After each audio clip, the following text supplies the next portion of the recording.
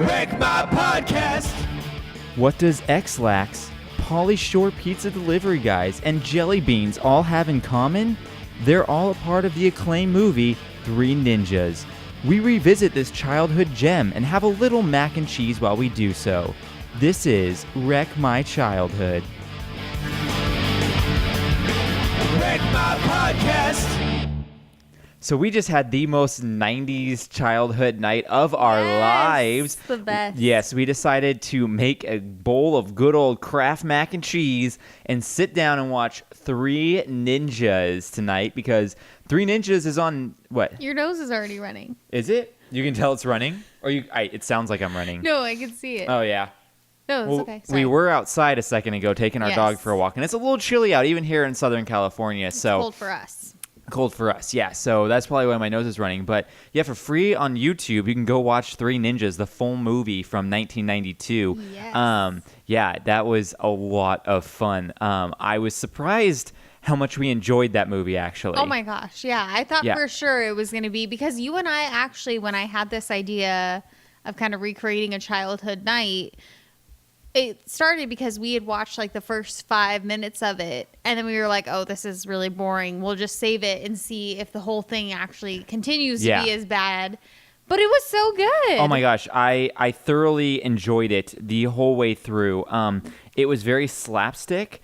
It was very 90s. But it was very well done, and I was laughing through a lot of this movie. Like, me and you were both laughing out loud multiple times. Not just well done, as in, like, nostalgia well done. Like we said, we would show our future kids this movie. Oh, 100%, yes. And, I mean, like I said, we both didn't get bored. We thoroughly enjoyed this movie. So, first off, let's talk about, we did make some mac and cheese because we wanted to have a food element kind of going with our 90s nostalgia night. So we made now mac and cheese, when I went down the aisle today at the grocery store to get some, they have like a million options. There's like spirals, extra creamy, vegan or whatever, gluten-free, adult deluxe and stuff like that. So I just got like the straight original flavor mac and cheese. And I think we were both surprised how well we liked it, but I think you brought up a good point that once it started getting cold, it started... Not even cold. Once it got anything past like really, really hot, where the cheese was like still melty, like once the cheese kind of solidified, turned into gel, that's when it wasn't as good. Yeah, and I was saying it's a little bit too thin. It's almost like a nacho cheese sauce on it, and you're eating just some noodles. So I think if we did it again, I would make some like beef and like a chili type thing, and then add that to it to make like a mac and cheese chili thing. Yeah. Maybe that'd be better. I would not adult eat it that. Up. Oh, I would eat that. But I think that it's actually interesting because when Jordan was like, handed me the box, I was like, oh, I don't even know how to make it. Like, I haven't had it since I was a kid, when obviously somebody else made it for me. And then when I looked at the directions, I'm like, oh, so it's pasta. Yeah. Boil water, put pasta in, add packet of junk and like the milk. Yeah, like that's it. Like, it's not very, very hard. No. But so that was like, it was fun doing that, but I would never just eat mac and cheese on the reg. But it was that nostalgia feeling, especially during the first bite. You're like, oh my gosh, this was my childhood. Yeah, totally, like bringing back all the childhood feels. So let's talk about the movie real quick. So before we get into the plot or anything, I want to talk about some of the people here. So the kid who plays Colt in it was the son in Apollo 13. Not a lot of actors in this are well-known actors at all. So like there are only two people that really did anything outside of like these Three Ninja franchise movies that you might have heard of, and this was one of them. The kid who plays Colt, which I think was the middle son. Yeah, he plays the son in Apollo, like Tom Hanks' son, I think, in Apollo 13. The guy who plays Fester, which was like the leader of like the whoa dude, like stoner bros that were trying to kidnap the kids. He was in Yes Man. He played Marvin Yes Man, and he was also Ram in Heathers. Both very minor characters in both those movies. But those are the only movies that even remotely I knew. But this is the thing I found most interesting, is that the director of this movie also directed The Meg that came out earlier this year. Remember the Megalodon? It was like the giant shark, and the like promos had like a regular shark, and then like the Meg was like 10 times bigger, and it had, I think, Jason Statham or something in it like that. Yeah, this same director. So I'm like, oh, that's hilarious. Oh, that is funny. Like, what, 16 years later? It's crazy. That's so crazy. So let's talk about the plot of this real quick, because there was a lot of good stuff. So can I ask you a question first? Ask me a question. like, when did you start watching this movie? How did you find out about this movie? So, I mean, I'm a bit fuzzy. I know I watched this movie a bunch. I remember I had a VHS recorded from TV. So I definitely saw this, like, TV movie. Like, it was just playing on one of those channels. I don't know. I don't know specifically what channel it was playing on, but I recorded it and I would watch it back a lot. So as I was watching it, I would remember a lot of scenes and a lot of, like, I was saying to you, there's a line in there where one of the kids is like, I got good news and bad news. Good news is the delivery guy just creamed the babysitter with pizza. The bad news is they have guns. Like, when he said that, I'm like, oh my gosh, I remember that line. And I say that, like, I used to say that line all the time and I couldn't remember what it was from. And it's from Three Ninjas. So, guys, I've got some good news and some bad news. The good news is the delivery guy just creamed the babysitter with the pizza. Awesome! The bad news is they're carrying guns.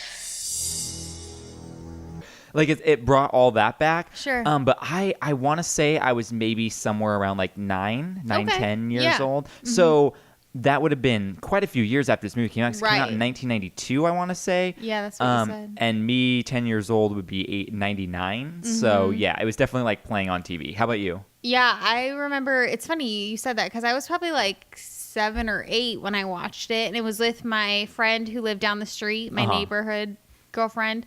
And she had this movie. And we would watch this, like, every single weekend that we were together, like you're Santa Claus. Like, How me and Andy watched that, we would watch this movie. And then we watched the second and third one too, and we never liked them as much. And I remember them not being as good either. Yeah, but we would watch the first ones, and then we'd always like have the hugest crushes on these guys. And I'm like, it's so funny watching it now. Were you a Rocky or Colt fan? I was a Colt guy. A Colt guy, yeah. Like Colt. But I'm like, isn't that like so funny? So when we saw that this was available to watch, I was like, oh my gosh, like that totally brings me back to my childhood. And I remember really liking it at the time because I was also in like Taekwondo and stuff. Oh, me so too. I thought, That was around the time I got into relatable. Taekwondo and everything. And it's funny because it is a very well done movie that even like the acting's okay, but like you don't realize as a kid how intense some of the scenes are. Like they're using Very like intense. stars, throwing stars, knives, Guns. like guns. Like there's a lot of stuff going on. A dude gets shot, and I mean like there's not any like blood or anything like that, but yeah, there's a lot of intensity going on in this movie for like a kid's movie, you know? So I don't know. It's just, it's very, very, it's very funny that like watching it back and it actually holds up. It's very interesting. But, so we begin the movie where the three boys, I don't actually know their real names because they give you their ninja names. Something Michael, else I think, is one of them. Yeah. So they give you their ninja names like very early on. So they are being, trained by their grandpa to be ninjas, and you have these sequences where they're at their grandpa's house and they're being trained, and then there's actually and then that's when he gives them their names, Rocky, Colt, and Tum Tum, because the youngest one just always is eating and thinks with his stomach, so he's Tum Tum. These kids, first thing we know is these kids are actually good. Like really good. There were moments where they put them in suits so that they could have obviously like a lot larger people coming and doing the gymnastic stuff, but they were showing them doing kicks and things like that, so they had to be pretty good at martial arts to especially begin with. Especially by the end when you see them in their like actual fight sequences. And they're not hidden at all. It's them. Yeah, you can see it's them. They have a fight with their grandfather that they legitimately try and kill him. Like by throwing stars and like swords at him, and I'm like, this is a little intense. Goodness, like what happens if you actually get him? Like that's crazy. But they never do. They never do. So we find out the dad is in the FBI. The one thing I wrote here in my notes: Grandpa is always squinting. Well, it's like he always one has side one of his eye. face has a stroke or something. Yeah, it's like he's always got like one side of his face is just always squinted up. They do menial tasks with ninja, like as ninjas. So, like even when they're making dinner, they're like kicking pasta and stuff, and it's like totally ridiculous. And then the antagonist of the movie, Snyder, shows up. So the father is in the FBI. He's trying to catch Snyder, who's like some type of terrorist bad guy that's very ambiguous. They don't really say what he's after. Trying to send missiles. And like he's like an illegal arms dealer trying to get money. Essentially, this is just a bad guy. Well, we find out that he was partners and trained by the grandfather earlier in his life. So there's like this connection there where like the kid's dad is trying to track this guy down who used to be a partner of the grandfather who's training them now. Like, it's this weird, like, circle and, like, of... the dad doesn't believe in being a ninja. Like, he thinks the right way to do it is the police. And then the opposite, the granddad really thinks that the ninja's the right way to do it. And so Snyder shows up to the grandfather's house, and the kids fight off his lackeys, which is funny because I'm like, they'll use deadly force against their grandfather, but they... like, won't use weapons against these other rival ninjas. My point was that they were planning the attack against the granddad, where when the, like, other ninja bad guys come in, they're just kind of using whatever's around, which is, like, pots and plants. Yeah, so Snyder gives the grandfather an ultimatum. He's like, either you tell your son-in-law to back off, or it's going to get messy kind of thing, you know? So, the kids then are kind of confused. They think the attack was staged. They're like, oh, grandfather is just doing this to test us kind of thing. So they're not getting the whole picture yet. And they slowly kind of get the picture as it goes on. It's kind of just a subplot, like a B plot. It's not really point to the story that the kids don't understand because they're always going to be fighting. It's just showing you they're kind of like not understanding what's going on and everything. So we have the grandfather taking the kids back because they were there for the summer. Right. Taking the kids back to the most suburban 90s home development ever, and we were like, that's totally somewhere in California close to us, and we were trying to pinpoint, we're like, maybe it's Lancaster. It looks a lot like Lancaster. It does, but what we found out is it's Oak Park, California, which is, for any of you who live in California or know, Thousand Oaks, Agora Hills area. That's where kind of where the Kardashians live. They're Calabasas, just a little bit further up, I believe, but Agora Hills is like those Malibu Hills area there and everything. So Oak Park is the rural side Oak Park of it. is on the opposite side of the valley from that, on the mountain range that doesn't have anything. Yeah. So Agora Hills is on the side of the Malibu Hills. It was pretty desolate. So at least back then. It was extremely desolate. Like, that's probably why they were able to film there. It's because you can tell there was like one school and like 2 housing developments, and that was all of Oak Park back then. Yeah. Now I'm sure it's built up more where it almost touches Thousand Oaks and Agora Hills there. Right. But definitely way smaller than those two there. So that's kind of cool. They filmed it there. The grandfather's house was in Topanga Canyon, also very Which close looks like to there. Placerita. Yeah, it looks like Placerita where we live. And then San Pedro is where they filmed the ship stuff later. So their 3 locations were literally 3 really close locations in the Southern California area, which is kind of cool. And we always can pinpoint that. We're in movies, we're like, that's totally SoCal area. Like, it's somewhere around here. It's it has because to we grew be. up here. Yeah, and everything looks the same. It's kind of like hilly but deserty at the same time, you know? And that's very, very reminiscent of out here. So the bad guy decides he wants to grab the kids as insurance, that the grandfather does what he says. So they hire these 3, what I call the Pauly Shore crew. It's like all 3 of them are just like Pauly Shore pretty much. The leader's name is Fester. I don't know what the other 2 guys' names was. And so we get introduced to them in a funny scene where they're holding up a convenience store, but we see them and they're like holding a magazine, and it's like the centerfold, and we're seeing the backside, so we don't know what they're looking at, and they're like, oh, it's so beautiful, like, oh, and you think they're going to be looking at like a hot chick or whatever, and then it brings it back around, they're looking at a surfboard, and that totally cracked us up. I must say, I would most certainly consider getting radical on some lonely, misbegotten beach with this babe. She is beauty for modern man to enjoy. Well, it's funny because I was thinking, I'm like, wow, like, I really didn't understand this as a kid when I saw only the back end. But then when they flipped it around and it was a surfboard, I was like, well, that's why I didn't get it, because I wouldn't have known. Yeah, so funny. And they say dude a million times. Yes. Slurpee? Radical. Slurpee? Dude, we're out of here. Synchronized watches. What time is it? I don't know. Anybody got a watch? Awesome! Awesome. Mr. Muffin Man, catch you later.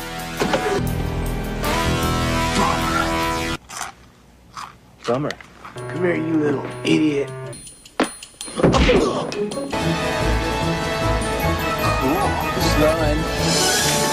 Slow it down. Uh-oh. Fender bender. They call the kids boogers a lot. But it was fun because this is the beginning of all the really fun 90s stuff. So they're eating Fun Dip.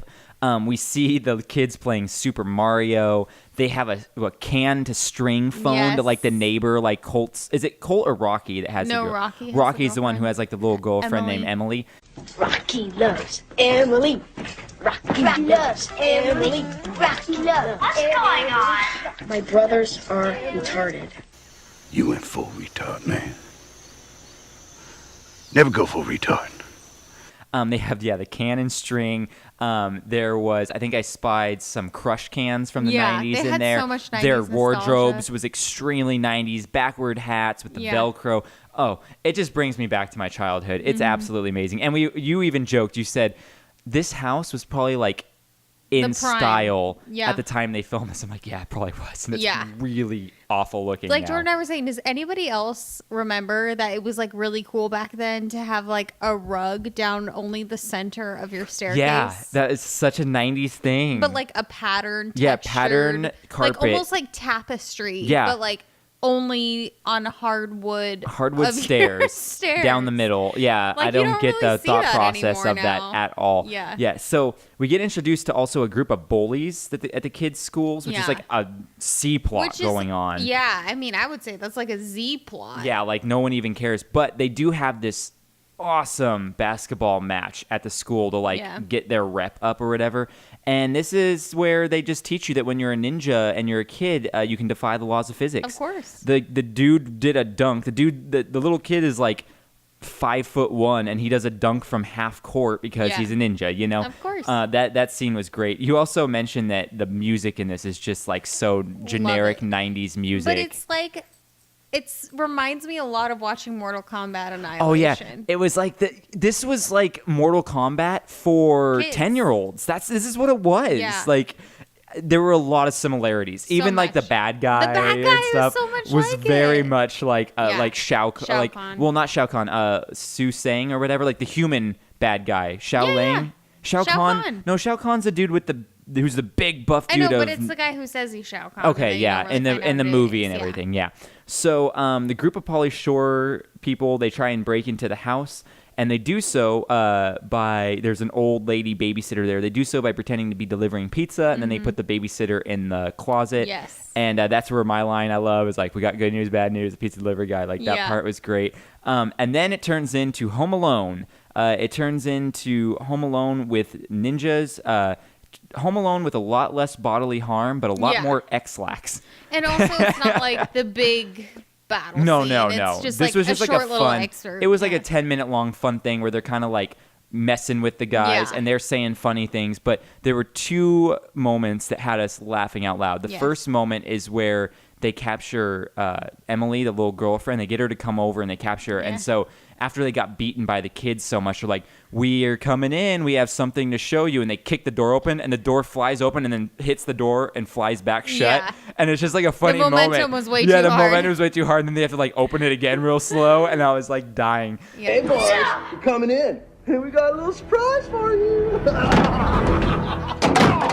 But then the second thing is one of the things they do is they accidentally or not accidentally, they like give the bad guys. Pauly Shore bad guys a cup of X-Lax without them knowing. So at this point, it's starting to set in now. And they're like, oh no, gotta go take a dump. And when they leave, Emily, she goes to drink out of the cup. He's like, no. Diarrhea cup. It's just so cute the way Tom Tom says it. It's and like, so funny. oh my gosh, you guys have to watch it. Diarrhea cup. That's diarrhea. It's just so cute. That We part were had cracking us up. dying. So the boys end up getting captured, even though Fester and his group, the bad guys' henchmen, come and pick them up then.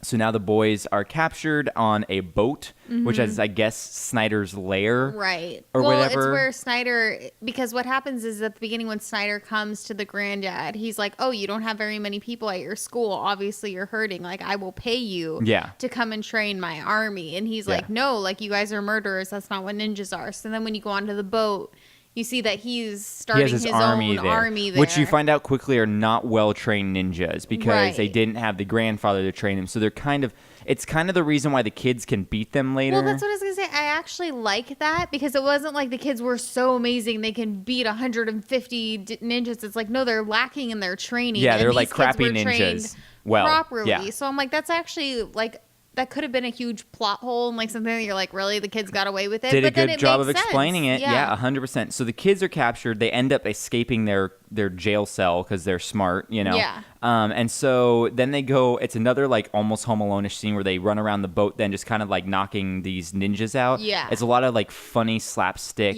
type Three Stooges stuff, but funny sound effects. Funny sound effects. There was a multiple boink when they like would punch them and stuff like that. And then the other funny scene that had us dying is when Tum Tum, he like does this whole thing where he like rolls up and like kicks a guy and then punches him, and then after he like knocks him out, he like does this little like wink wink wink wink where he shakes his butt, and like there's a little like funny like wink wink wink wink sound effect to it. It's just so funny and adorable, and I was dying laughing. It's so funny. So after they beat all these ninjas, they end up coming to like the second boss, who's like the one right under Snyder. I forget his name. I don't know if they ever say it. He's the same one who kidnapped them. Yeah, the same one who kidnapped them, and he's like a bigger. He's like a bigger guy who's a well-trained ninja. Yeah. So all three of them have to fight, and they remember back to what their grandfather taught them at the beginning of the movie about the pressure points, where you can hit someone and it will stop them in their tracks every time. And one of them, of course, is the nuts. Of course, like that'll stop you. So they do their whole fight scene with him, and they beat him, and now we get to the real boss battle. So the grandfather makes it to the ship now because he had been following Snyder and knows where the ship is. Right. And he told the FBI dad, like, give me an hour, I can get the kids back. And the FBI dad was like, you have 1 hour, and then I'm sicking the FBI on everyone there. Right. So grandfather comes down. Now it's Snyder shows up, and he's like, I'm the boss. Like, you have to beat me. That's essentially what it is. And the grandfather's like, if I beat you, my grandkids can leave. And he's like, yes, because I'm a man of honor. I will do that. It's but he's not. Humoring him. He's humoring him because he thinks that he's so good that there's no way the grandfather will beat him. So they have their fight scene, which surprisingly was well choreographed. Really good. Like, I know for a fact they had someone in the ninja suit, and it wasn't the grandfather actor fighting, but they did such a good job of hiding it because they did a lot of shots where they would like, because all the ninjas were lined around the ring pretty much. They did shots behind the ninjas where they were panning, where you could see the fight going well, but you were also getting heads in the shot like as it was moving. So it did a great job of not letting your eye be able to focus on the facial features or anything specific, just the ambiguous fight going on. But we were saying that not even that fight, like even the fights with all the kids. Oh, they were minus the youngest one was a little bit slower.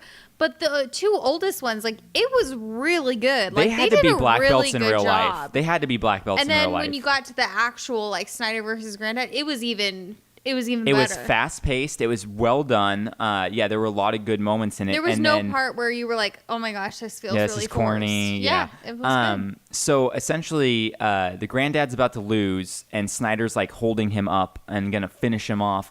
And then he beats him by jelly bean because Tum Tum gave him his lucky jelly beans before the fight. And so he puts the jelly beans, like throws them in the mouth of Snyder, so he like coughs and chokes and lets the grandfather go. And the grandfather like beats him, like knocks him down and wins. But he's such a man of dishonor, actually. He's like, no one beats me. And he gets a gun and he's like about to kill them. And then the FBI shows up and saves the day. And that's pretty much the end of the movie. The dad comes around and the dad's like, wow, being a ninja is great. You guys fought off all these people. You can keep seeing your granddad. I'm like, that came around real fast. Or, like, you know, they have that, like, they don't have much development. It's just kind of like kid development where it's like, you don't need a lot of exposition or gradual development. It's just like, hey, just the result. Everything changed. Yeah. Great. Like, kids aren't going to question that at all, you know? And then that's pretty much the movie. But then I said at the end, I'm like, what happened to Fester and his groups? I'm like, are they just knocked out back at the house still? No, because what happens is that when the kids get actually kidnapped, you see the next scene is when all the police are at the house now because the dad and everybody has called the cops because their kids are missing. So you're like, obviously they had to find Fester and everybody there. But I also wonder if maybe we would find out if we watched the second one. That's true. I remember... Which I don't think would be worth our time. I know. I remember the other ones, because I think there's actually like 3 ninjas. I think there's... Oh, really? I only remember 3. I think there's 3 ninjas. One of them ninjas, has like them in a tournament. 3 ninjas. The next one was 3 ninjas kick back. Then 3 ninjas knuckle up. 3 ninjas high noon at Mega Mountain. And then that's it. Okay, so 1, 2, 3, 4. There's 4 of them. I remember watching the other ones as a them kid. at a tournament. Yeah, I think that's the third one. I'm pretty sure. And then I don't remember the second one. Yeah, like the third one was almost like, hey, remember Karate Kid? Yeah, that was a good movie. Okay, let's just do Karate Kid. Like that's kind of what I've never seen Karate Kid. The original Karate Kid, you've never seen it? That's a good one. We should watch it for the podcast. This was my Karate Kid. I actually think this is better than Karate Kid, and people will probably want to fight me on that, but I like this more than Karate Kid. And I've watched. Come at us, now we know karate. Yeah, come at us. We know the laws of the ninja. So let me tell you some things here. On Rotten Tomatoes, nope, not Rotten Tomatoes. I don't have that, but I do have a Metacritic score of 36. So it has a 36%. That's pretty bad. Out of 100. But that's only out of 100. That's only off of 15 of critic reviews. Yeah, 36 out of 37. So it has a 5.2 stars out of 10 on IMDb. It's not very good. So it's not very good. But the problem is people are. Like, see, this person right here, the very first user review is serious Home Alone Karate Kid knockoff with enough bad character stereotypes. Like, people just don't know how to be, like, happy about the 90s and fun things. Like, I'm sure we're looking at it through rose-colored glasses because we liked it so much when we were kids. But still, I mean, that's so ridiculous. So, yeah, it came out in 1992. The release date. I was born. Yeah, the year you were born, August 7th. So... Like I was 2 months old. Yeah, like a month or two half. after you were born. Filming locations, we already talked about. So the budget, it has an estimated budget of $6.5 million for that movie. Opening weekend, it made 5.8, so it made almost its whole budget back in opening weekend, and its gross in the United States was $29 million. Oh, that's pretty so good. It quadrupled its budget. That for a 90s kids film, that is a success in my eyes. Yeah. That's great. Not to mention, I'm sure it got a lot of people buying the VHS after and stuff because all us kids wanted to watch it again and again and again. Unless we were like both of us and just had it recorded on TV. I just recorded it from TV. But mine was like 8 years later. Yeah, it was a lot longer later, you know. So let me read some things here about some fun facts that we've never known. 10 things you never knew about the movie Three Ninjas. Okay, so the first thing is a couple of the lead actors were a lot like brothers. They would tumble about and wrestle with each other just like siblings. So, okay, cool. They were like close, whatever. Disney had to cut and... Oh, this is a Disney movie? Disney had to cut and alter a lot in this movie to make it more acceptable. They felt it was too violent for their liking, and he had to add cartoon sound effects and dial down some of the scenes to make it more acceptable for kids. That's really funny. So that's why they added... So the sound effects were... It did make it more funny. It did make it a lot more funny. I think you said that correctly. Make it funnier. Funnier? Maybe. Yeah, whatever. Cricket. We both don't know. So that's really funny that they added that. And that's funny it's a Disney movie. I mean, that makes sense why it was a little bit more well-produced, I guess. Yeah. Because even those crappy Disney movies are usually, like, pretty well-produced. Colt's original name was Pony. It just doesn't seem to have the same zing to it. But in the international version, his name was changed to Mustang. So Pony would not have been good. Colt is way better. Colt is an epic name. Yeah. And also, it's the name of Ashton Kutcher's character on The Ranch. So, I mean, come on. And my best friend's team of choice in the NFL. So the ninja with the painted face was Colt's trainer. So we remember the painted face guy who he chops up his clothes up with the sword, which I'm like, you would have totally killed that guy. Like, there's no way you were getting that close with the sword.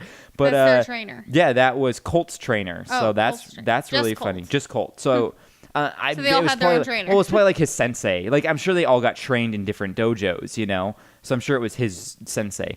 One of the second assistant camera operators had a part in the film. That's fun. The boys had an 8-bit NES system that was shown in the movie. This should tell you just how old this movie is, really, since the boys were still playing Super Mario Bros. 3 on the NES.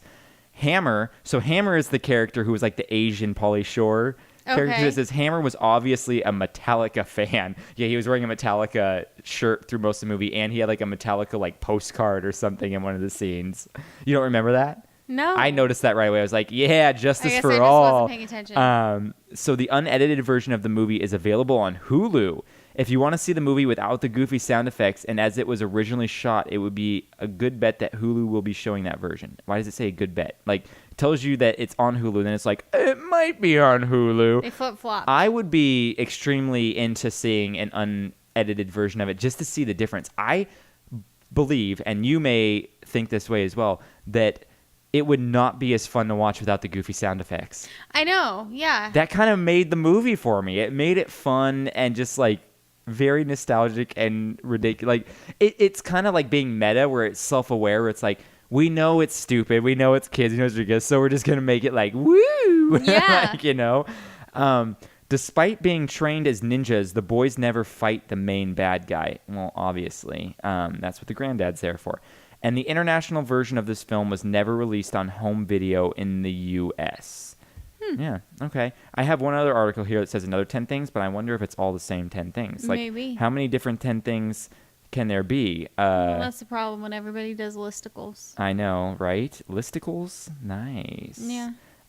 So, yes, Oh, so Hammer, the guy with the Metallica shirt, he was a crew member. He was the second assistant camera operator on the movie as well. So that's funny. And also, he's the only one with his pants down in the movie. Yeah.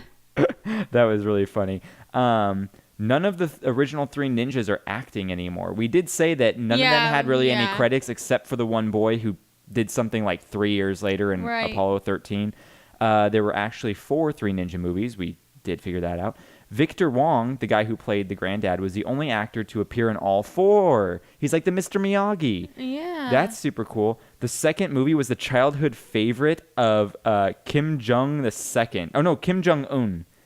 What a random thing. Yeah, because his father, Kim Jong II, commissioned a remake with Korean actors. So we think the second movie sucks, and Kim Jong-un thought it was awesome. Well, to be fair, I don't remember it, but I remember at the time thinking this is not as good as the first one. No, yeah, I remember that too. Like, I remember only ever wanting to rewatch the first one. And I know I saw at least the second. I want to say the third one as well. Yeah. I don't remember the fourth one, but I think that one came out like the year I started getting in. Yeah, 2017. They're doing a remake on Netflix, didn't you know? So it says there's an amusement park was completely remodeled for the last movie. So obviously the last movie set at a theme park. I mean, that's kind of cool. The directors of the movies went on to some much bigger childhood favorites. Ooh, let's see this. So John Turteltaub, who's the guy who did the Meg here, he directed the first National Treasure movie. I didn't see that when I was looking around. Well, Sean McNamara, who directed the last film, directed several episodes of Even Stevens and That's So Raven. And we all remember Even Stevens. That was a great that was a great TV show. Did you watch Even Stevens as a kid? Just the reruns, because I didn't ever have TV. Here's the family. And I remember the chick that played Ren. Mm-hmm. I remember Shia LaBeouf because obviously. Mm-hmm.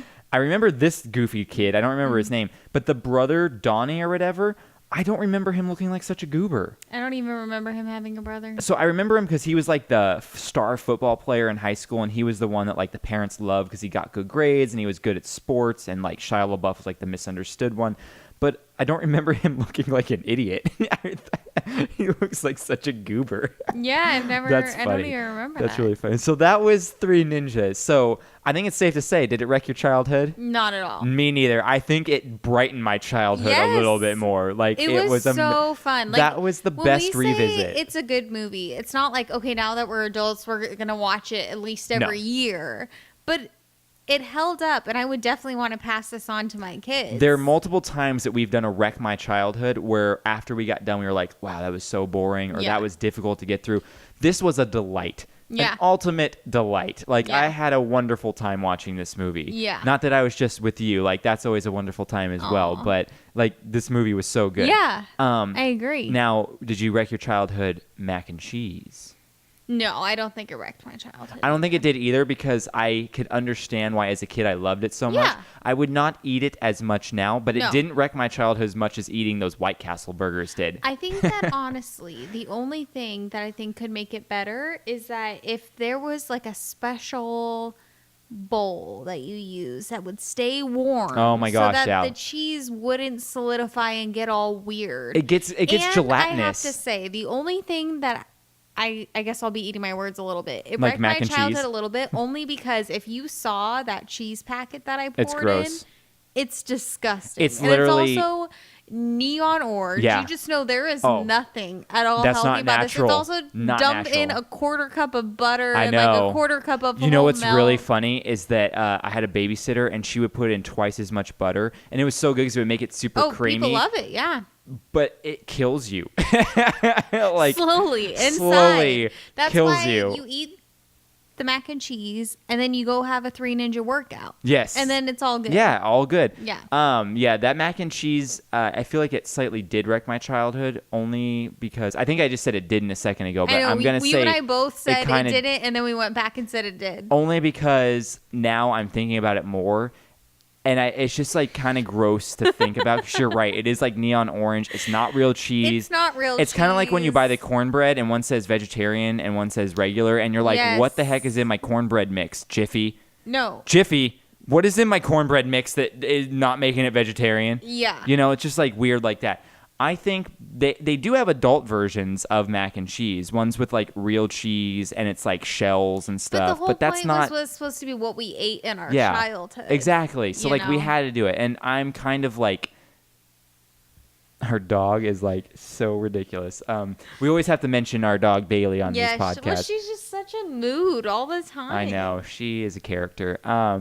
I think I'm more scared for retrying those Celeste pizzas because that's the next thing on the list. Yeah, so it's a brand of tiny frozen pizzas that I used to eat every day from I think fourth grade to like 7th grade. I would eat a Celeste pepperoni individual frozen pizza. And so this is a frozen pizza that comes in a little pack that it's in like a little box.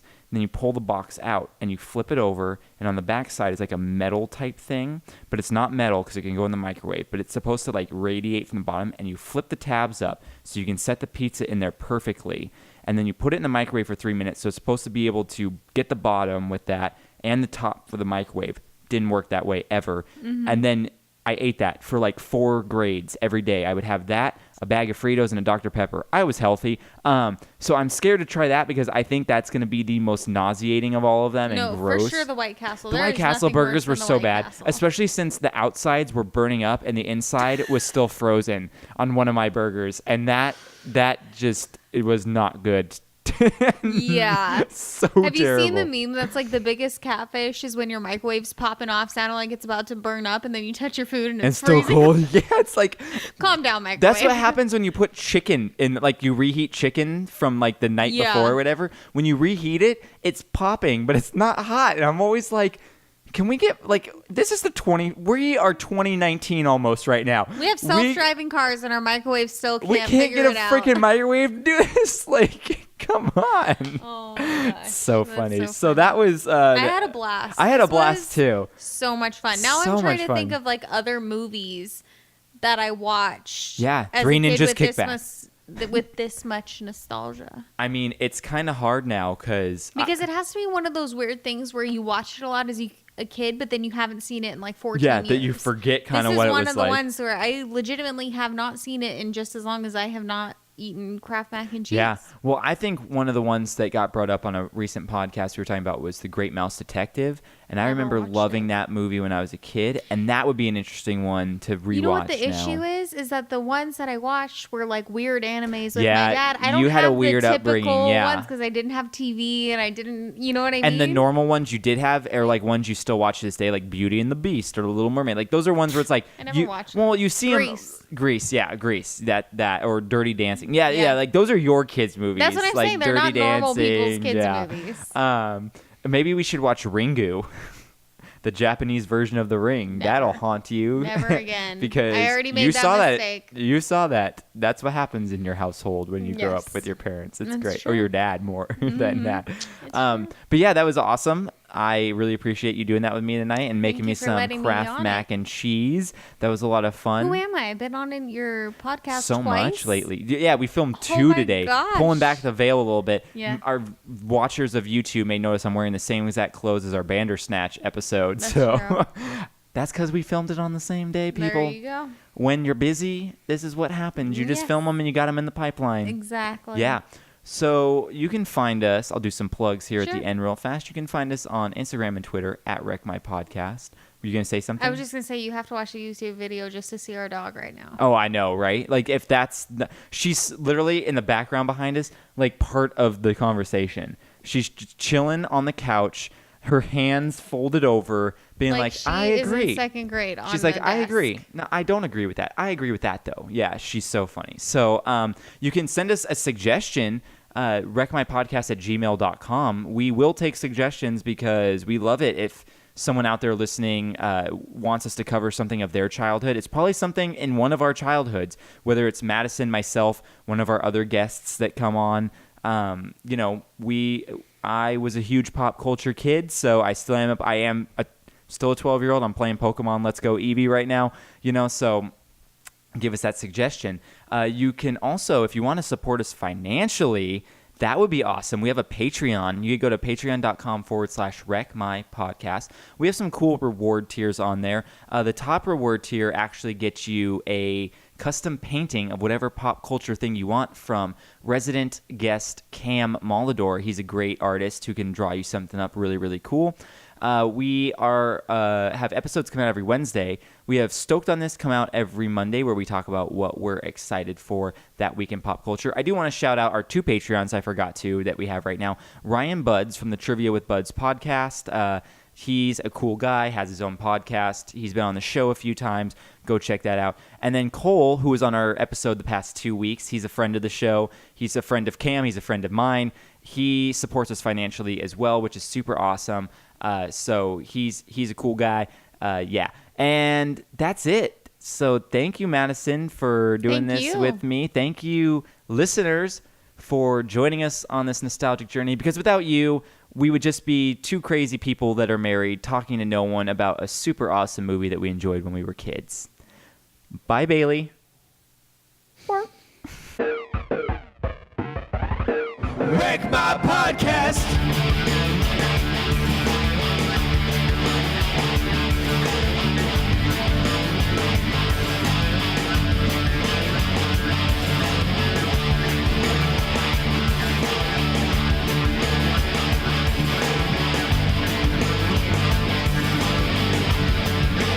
Wreck My Podcast.